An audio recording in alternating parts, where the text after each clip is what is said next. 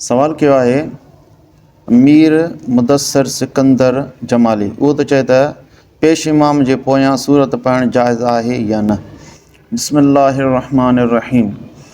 इमाम जे पुठियां जमायती खे क़िरात करणु जाइज़ न आहे, मकरूह तहरीमी आहे। जीअं फतावा शामी जे अंदरि आहे त वल मुतम्मु ला यक़रउ मुतलकन वलल फ़ातिहत फ़िस्सिर्रियत इत्तिफ़ाक़न।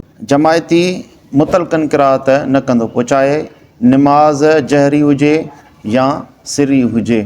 अॻियां पाण फ़रमाईंदा फ़इन कर कुरह तहरीमन, जेकॾहिं क़िरात कयईं त उहो मकरूह तहरीमी जो मुर्तकिब थियो। इन मां मालूम थियो त इमाम जे पुठियां क़िरात करणु जाइज़ न आहे, मकरूह तहरीमी आहे।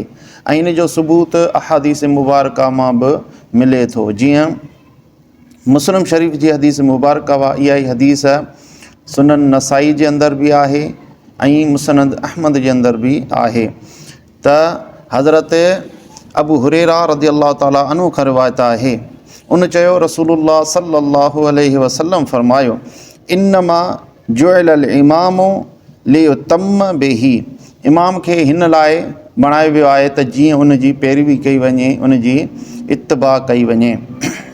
फ़इदा कब्बर फ़कब्बिरू, जॾहिं इमाम अलाह तकबीर चए त अवां बि तकबीर चओ।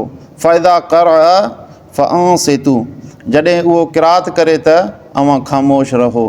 इन हदीस मुबारका मां मालूम थियो त जॾहिं इमाम क़िरात कंदो जमायती ख़ामोशी सां उनखे ॿुधंदो। ऐं अहिड़ी तरह ॿी हदीस मुबारका वा सुनन इब्न माजा जे अंदरि। सुनन इब्न माजा बि सियाह सिता जे किताबनि मंझां हिकु अहम तरीन किताबु आहे।